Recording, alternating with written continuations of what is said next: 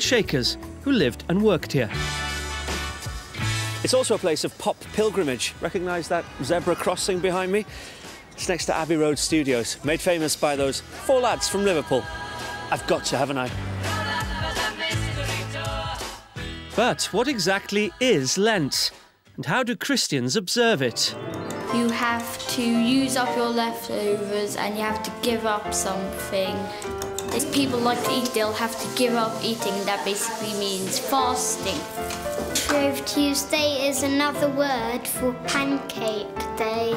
The word shrove originates from the word shrive, which means to turn around and repent for the sins that you've committed. The first day of Lent is Ash Wednesday, which is the day after Shrove Tuesday.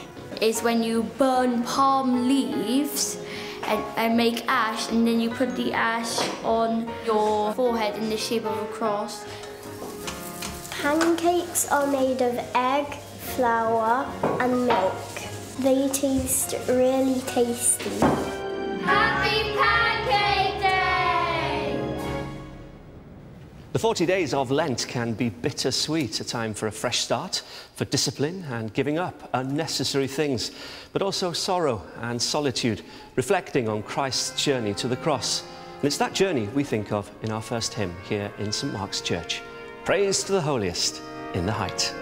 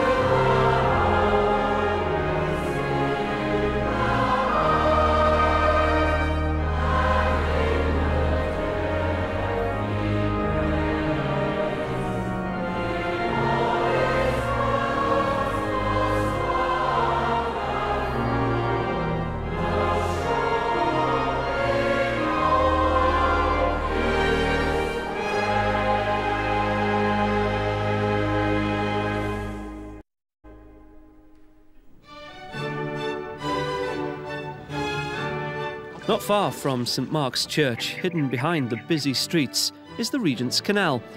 Built almost 200 years ago, it was far from quiet in its heyday. International cargo passed through, from gunpowder to blocks of ice. Today, though, it's a haven for those seeking solace from the busy demands of city life. This is Little Venice, but it used to be called Browning's Pool after the poet Robert Browning. Some say that he came up with the Venetian name, whilst others suggest it was another poet, Lord Byron, who made the comparison. Whoever came up with it. It's rather nice, isn't it? But today I'm not just enjoying the sights. Hey, morning, I'm being boys. taught to drive a community canal boat by skippers Dave and Kelvin. Here We have a forward and reverse wheel. Okay. Yeah, okay. And the first thing I've learnt is you have to slow down. And anti-clockwise to put it in reverse. There's a 4 mile an hour limit, but most of the time we go a lot slower than that, which is great because it enables you to take in what's around you, particularly wildlife and things like that. It's mad though, isn't it? Because you're in London. The pace of life is, you know, always on, really fast. The canal is one place where you can't go fast. Do you find that you kind of reflect a lot then when you're out here? Yeah, you can, because, you know, whilst you're concentrating, you can still, you know, take time to think about God, to think about what you're doing, to pray. It's certainly easy to communicate with God when you're relaxed, because there's no pressure. You know, if you're held up at the lock, you're held up at the lock, you can't do anything about it, so you just take it easy and enjoy it.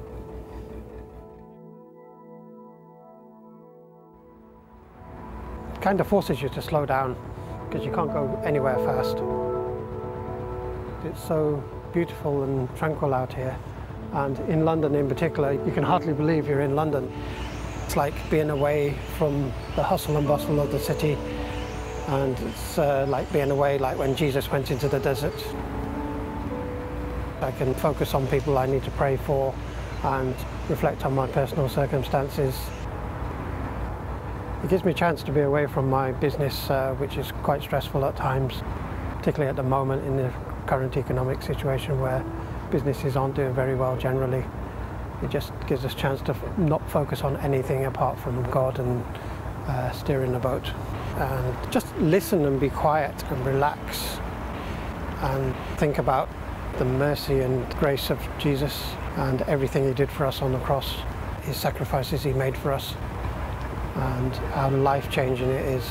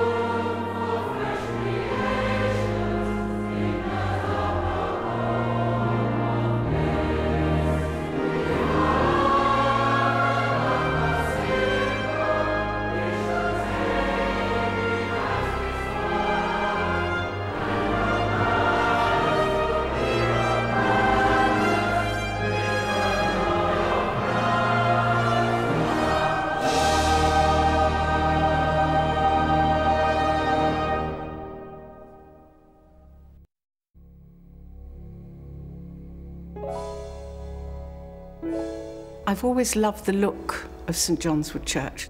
It's so very, very pretty. It really has the most lovely, calm, beautiful, spiritual atmosphere.